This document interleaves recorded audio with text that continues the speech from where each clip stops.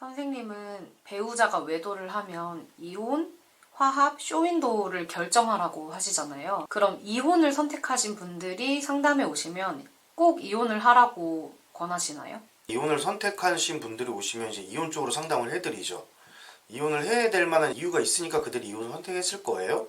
하지만 무조건 다 이혼을 도와드리는 건 아니에요. 막는 경우도 있습니다. 대표적으로 이제 화합의 가능성이 좀 높아 보인다. 그런 경우는 화합하는 게 더 손쉽기 때문에 화합을 권해드리고, 또 한 가지가 배우자 조건이 괜찮은 경우 있어요. 남편이 바람을 폈어요. 내가 막 화가 나요. 그래서 이혼하고 싶은데 그냥 홧김에 이혼하는 경우. 남편이 괜찮다. 그러면 좀 데리고 살만하다. 그럼 내가 좀 참고 살면 되지 않을까? 배우자 조건이 괜찮으면 제가 좀 설득을 하는 편입니다. 그런데 배우자가 아무리 좋은 조건이라도 내가 좀 싫으면 이혼해야 되는 거 아닌가요? 네, 맞아요. 평양감사도 내가 싫으면 안 한다 이런 말이 있잖아요. 그런 것처럼 배우자 조건이 아무리 좋아도 내가 싫으면 이혼하는 게 맞아요. 근데 문제가 뭐냐면요, 이게 이혼이라고 하는 거는 20대 때 연애하다 헤어지는 거랑 다르다는 얘기예요. 배우자 조건이 좋은데 홧김에 함부로 이혼하면 즉시 후회하게 됩니다.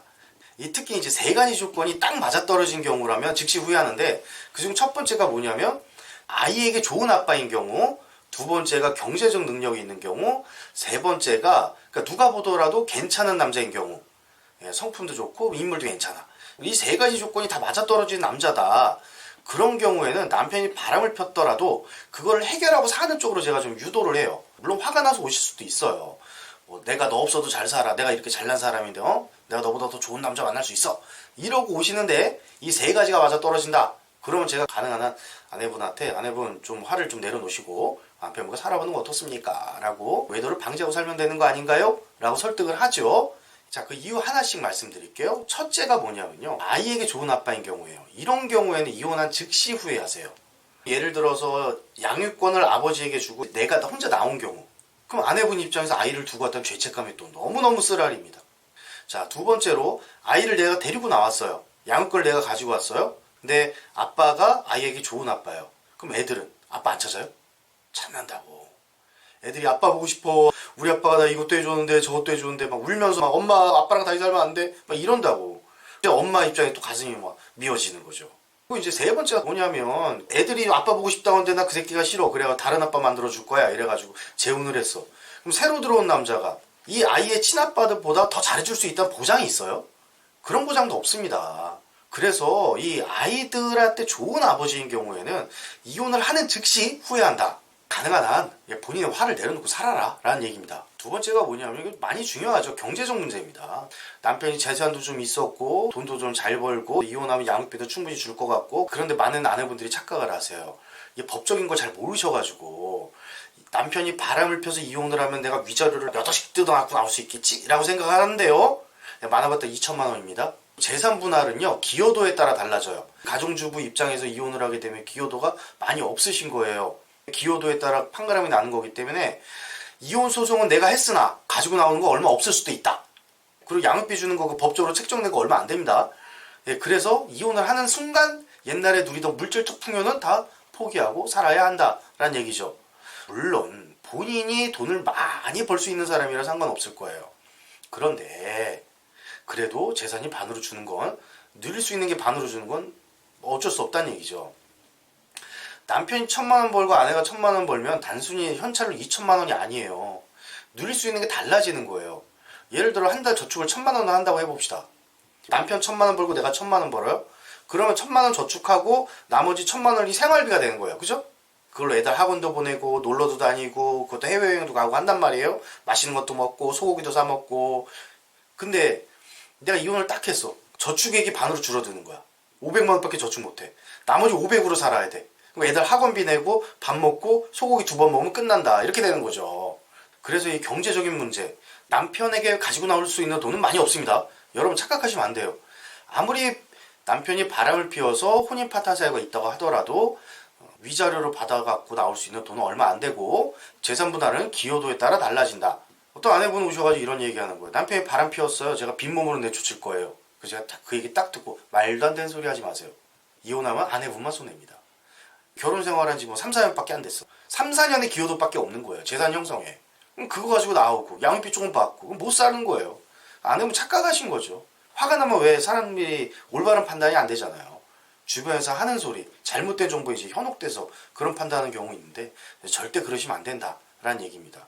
남편이 경제적인 풍요로움이 있다. 그러면 좀 참으셔도 상관이 없지 않을까라는 생각을 하고요. 자, 세 번째가 뭐냐면요.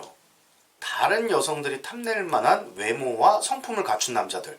자, 이런 생각을 해볼게요. 남편하고 나하고 이혼을 했어요. 남편이 바람이 나서. 근데 나는 만나는 남자가 없어. 근데 그 남자는 다른 여자가 탐낼 만한 성품과 외모를 갖추고 있어요. 그러면요, 그 남자는 1년만 다시 세상가 가요.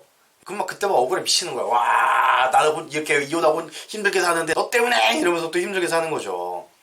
또 이런 생각을 해볼게요. 세상에 공짜 없습니다. 어떤 행복을 얻으려면요, 뭔가를 내가 짊어져야 돼요. 학교에서 1등 하고 싶다 그럼 공부하는 수고를 해야 되고요. 좋은 대학 가고 싶다 그러면 좀 더 남아서 공부를 하는 수고를 해야 되고, 부자가 되고 싶다 돈을 버는 수고를 해야 됩니다. 근데 이 보석 같은 남자, 반짝반짝거려요. 누구도 탐내요. 이 남자하고 잘 살고 싶다, 이 남자 뺏기기 싫다, 그럼 그런 수고를 해야 되는 거예요. 그죠? 당연한 겁니다. 이혼하고요, 이 남자보다 더 좋은 남자를 만났어. 그러면 어떤 수고가 따르는 거냐면 지켜야 되는 수고가 더 많이 들어가요. 더 좋은 남자를 만났다, 수고를 내가 더 많이 해야 한다. 그러면 내가 바람 피는 게 싫어가지고 이 남자보다 안 좋은 남자 만났어.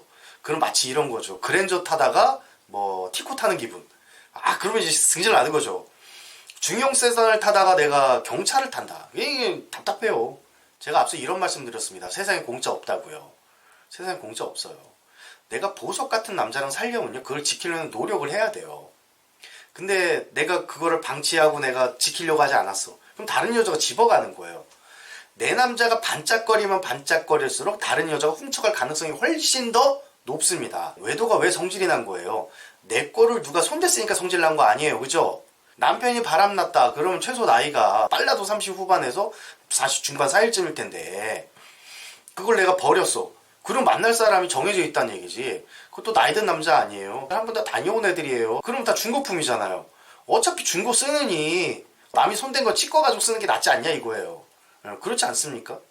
그러면은 반대의 경우도 있을까요? 화합을 원하는데 이혼을 권하는 경우는요? 있죠. 무조건 화합할게요 이렇게 오시는 분들이 있는데, 첫째로 아이한테 나쁜 아빠야. 맨날 애들 때려. 애들 막 억압해. 두 번째로 돈도 못 벌어. 세 번째로 인품도 개판이야. 자기 막 때리고 욕하고. 근데 그 새끼가 바람까지 폈어. 그럼 왜 살아? 살면 안 되죠. 아이한테도 못해요. 돈도 잘 못 벌어요. 인품도 안 좋아요. 그 생긴 것도 후져요. 아침에 눈 뜨면 잘생긴 얼굴이라도 봐야 되는데 그것도 아니야. 그럼 살 이유가 없다는 얘기야. 근데 그럼에도 그분들이 살려고 하는 건요, 그분들의 불안 때문입니다. 분리불안 때문이고 그분들의 관계 중독 때문이에요. 복종형 관계 중독 있는 사람들이 쓰레기 같은 남편하고도 끝까지 살려고 해요. 그런 경우는 제가 가능한 한 이혼 쪽으로 설득을 해드리죠. 네, 마지막으로 좋은 남자가 바람을 피웠을 때 아내분들에게 조언하시고 싶은 말씀이 있으시다면요? 그 좋은 남자가 됐든 나쁜 남자가 됐든 후진 남자가 됐든 남편이 바람을 피우면 화가 나는 게 당연합니다. 이해합니다. 근데 세상 다 변하고요, 내 마음도 변해요. 시간이 지나면 화도 좀 누그러들 거예요. 여러분들 그 남편이 좋은 남자인데요, 홧김에 그냥 이혼하시면 즉각 후회합니다. 그리고 이런 생각하셔야 돼요. 좋은 남자라면 내가 지키고 살아야 할 의무가 있어요. 후진 남자는요, 길거리 내다 누가 안 주워가요. 근데 내 남편이 보석 같은 사람이야. 그러면은 누군가가 탐을 내요. 훔쳐가고 싶어요. 마세리티 이런 거 있으면 한번 쓰다듬어 보고 싶다고. 그런 것처럼 내 남자가 진짜 좋은 남자야. 아이한테도 훌륭해. 돈도 잘 벌어. 인품도 훌륭해. 생긴 것도 멀쩡하고 잘생겼어.